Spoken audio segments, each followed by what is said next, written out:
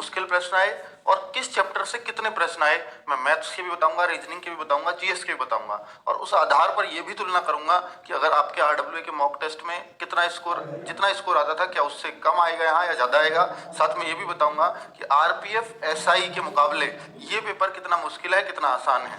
और फिर बाद में हम एक गुड स्कोर की भी बात करेंगे कि इस पेपर में कितना एक गुड स्कोर मान लिया जाएगा।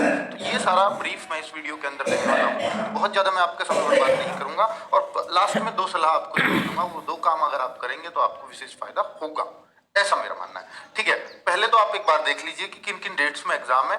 आज से आरपीएफ एग्जाम शुरू हो रहा है, 2 मार्च, यानी आज मैं शाम को 9 बजे वीडियो बना रहा हूं। इसका मतलब है कि आज तीनों शिफ्ट हो चुकी हैं और तीनों शिफ्टों के बाद ये एनालिसिस आप लोगों के लिए लेकर के आया हूं, जो बहुत ही इंपॉर्टेंट है। बहुत सारे बच्चों ने इसकी रिक्वेस्ट की थी, इसलिए मुझे लाना पड़ा। पहले मेरा कोई प्लान नहीं था इसको लाने का। ठीक है, 3, 4, 5, 6, 7 मार्च, ये सब इन डेट्स में एग्जाम होगा। सिर्फ यही डेट्स हैं जिनमें एग्जाम होना है।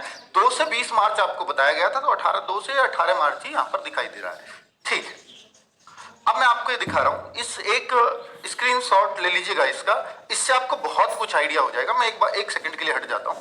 ठीक है, मैं हट गया। अब आप इस पे एक स्क्रीनशॉट आपने ले लिया होगा, ले लेंगे बाद में, मुझे रोक के वीडियो को, वो आपको आता है। तो भाई मैं आपको मैथ्स के भी इसमें बता रहा हूँ, रीजनिंग के भी इसमें बता रहा हूँ और जीएस के भी, किस चैप्टर से कितने कितने क्वेश्चन आए हैं। तो ये बहुत मेहनत करके बनाया गया होगा, बहुत सारे बच्चों से बात करके बनाया गया है। इसमें मैं आपको कोई क्वेश्चन नहीं बता रहा हूँ पर एक आइडिया दे रहा हूँ। एक तो ये है कि बच्चे को ये डाउट है कि क्या पेपर मिक्स तो नहीं आ रहा है। जी बिल्कुल भी मिक्स नहीं आ रहा है। आपको आपका मैथ्स अलग पोर्शन है, रीजनिंग अलग पोर्शन है, जीएस अलग पोर्शन है, उसमें कोई डाउट नहीं है। और मैंने आपको बताया कि अगर आपको समय की कमी पड़ती है तो आप सबसे पहले रीजनिंग करें, बीच में जीएस करें और लास्ट में मैथ करें, तो आपकी जो समय की कमी कहीं पड़ती होगी वो काफी हद तक संतुलित हो जाएगी। मान लीजिए आपको टाइम शॉर्ट पड़ता है 5-7 मिनट, तो ये 5-7 मिनट ऐसे मैनेज किए जा सकते हैं। अगर इस क्रम को आप कर दो और इस क्रम में आप मॉक टेस्ट करके देख लेना, आपको विशेष फायदा होगा। अगर आपके सिर्फ 5-7 कम पड़ते हैं, आप कोई कहे मेरे को तो आधा ही घंटा कम पड़ता है, तो भाई कोई भी क्रम उसको, मतलब क्रम बदलने से फिर वो आधा घंटा तो कम नहीं हो सकता, वो आपकी प्रैक्टिस की कमी है। ठीक है, चलो, तो अगर मैं देखूं कि भाई यह नंबर सिस्टम है, तो 2 से 3 प्रश्न नंबर सिस्टम से क्वेश्चन आए हैं। और किन किन चैप्टर से, एक बार मैथ्स की बात कर लेते हैं। एलसीएम एचसीएफ से भी 1-2 प्रश्न है। 1-2 प्रश्न इसलिए कह रहा हूं 1 से 2, क्योंकि किसी शिफ्ट में 1 है, किसी में 2 है, क्योंकि 3 शिफ्टों का एनालिसिस है। सिंप्लीफिकेशन में 3 क्वेश्चन सभी शिफ्टों में आ रहे हैं। ठीक है, एक आदमी किसी की में ना आए हो तो भाई 3 है, 2 में आए हो तो मैंने 3 लिख दिए होंगे, तो बुरा मत मानना। तो एवरेज 2 क्वेश्चन, हाँ इसमें भी कोई शिफ्ट कह रहे हैं कि 4 क्वेश्चन तक भी एवरेज में है। ठीक है, ratio and proportion 2 question, age से 1 क्वेश्चन, परसेंटेज से 2 से 3 प्रश्न। ऐसा हो जाता है कई बार कि एज का कोई प्रश्न उसमें एवरेज लग गया तो वो एवरेज में ही इसको गिन देगा एज में, तो एवरेज के फिर उसने 3 मान लिए, एज का गिना ही नहीं। तो इस तरीके से हो जाता है कई बार, है ना। और एज वाले में तो ज्यादातर एवरेज एज के ही क्वेश्चन होते हैं।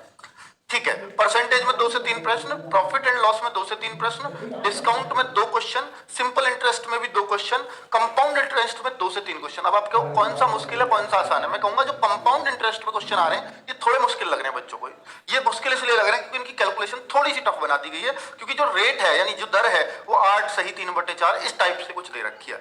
इस वजह से बच्चों को ये कैलकुलेशन थोड़ी सी टफ लग रही है और क्वेश्चन लेंथी लग रहा है।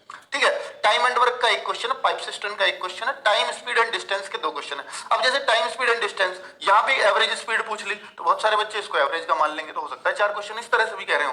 तो अब ये कहना बिल्कुल संभव नहीं है कि भाई वो किस तरह से कह रहे हैं। कोई बच्चा 4 क्वेश्चन बता रहा है, कोई एवरेज के 3 भी बता रहा है, कोई 2 भी बता रहा है, तो वो इस तरह से बता रहे होंगे। ठीक है, अब टाइम स्पीड एंड डिस्टेंस का क्वेश्चन हमेशा बच्चों को थोड़ा सा टफ लगता है, क्योंकि इस चैप्टर को ही वो टफ माने बैठा होता है, इस वजह से उसको ये टफ लगेगा। बाकी इसके क्वेश्चन टफ नहीं आ रहे। ट्रेन का 1 से 2 क्वेश्चन है। कई बच्चे टाइम स्पीड एंड डिस्टेंस में 3 से 4 क्वेश्चन कह रहे हैं, उसका कारण है कि वो ट्रेन को भी इसमें ही ले रहे हैं। तो ठीक है, बिल्कुल फिर हो ही जाएंगे। फ्रैक्शन का 1 क्वेश्चन, कुछ बच्चे सिंप्लीफिकेशन में मान लो ज्यादा क्वेश्चन बताए तो वो फ्रैक्शन को इसमें ऐड ऑन कर रहे होंगे। 2D एंड 3D के 2 ही क्वेश्चन है। तो और अभी जो सुनने में आया कि 1 शिफ्ट का अगर मैं बताऊं तो 2 के 2 क्वेश्चन 2D से ही पूछे गए थे, लेकिन ये थोड़े मुश्किल क्वेश्चन आ रहे हैं क्योंकि बच्चा इन क्वेश्चनों को नहीं बता पा रहा है। इट मींस कि ये क्वेश्चन टफ रहे होंगे। चलो, अब अगर आगे मैं बात करता हूं रीजनिंग की, तो रीजनिंग कोडिंग डिकोडिंग पहले सीरीज से देख लेते हैं। और सीरीज भी जो अभी जैसे 4 क्वेश्चन अगर हम देखें तो 4 क्वेश्चन सीरीज से हैं, जिनमें 2 क्वेश्चन नंबर सीरीज से हैं और 2 क्वेश्चन अल्फाबेटिकल सीरीज से हैं। तो अल्फाबेटिकल सीरीज से तो बहुत मुश्किल क्वेश्चन नहीं होते, लेकिन जो नंबर सीरीज के क्वेश्चन है वो थोड़े मुश्किल आ रहे हैं। ठीक है, नंबर सीरीज उतनी आसान नहीं आ रही है, ये आपको मानना होगा। कोडिंग डिकोडिंग के 4-5 क्वेश्चन है, वर्ड फॉर्मेशन का एक क्वेश्चन है, मिसिंग नंबर एक क्वेश्चन, वेन डायग्राम एक क्वेश्चन, और ये आपका कथन निष्कर्ष स्टेटमेंट एंड कंक्लूजन जो होता है वो 2 से 3 प्रश्न है, या सिलोगिज्म आप इसको कह लीजिए। सिमिलर सेट के एक क्वेश्चन है जो थोड़ा सा मुश्किल आ रहा है, मॉडरेट आ रहा है, ये भी मॉडरेट मैंने इसलिए लिखा, मॉडरेट मीन्स आप हार्ड कहिए इसको, मॉडरेट भी मत कहिए। डायरेक्शन के 2 क्वेश्चन, जैसा बच्चों ने बताया, ब्लड रिलेशन 2 क्वेश्चन है, एनालॉजी 2 क्वेश्चन है, ranking 1 question, seating arrangement 2 question है, mirror image 2 question, mathematical operation 2 question है, क्लासिफिकेशन 2 क्वेश्चन, और मैथमेटिकल रीजनिंग भी 2 क्वेश्चन, और डाइस भी 1 क्वेश्चन। अब आप इनको जोड़ो तो ये हो सकता है भाई 50 पूरे 35 ना बैठे, ये उधर 1-2 बैठ जाए। तो जो बिल्कुल एक्यूरेट आइडिया आ पाया है तीनों शिफ्टों का, वो मैं आपको बता रहा हूं।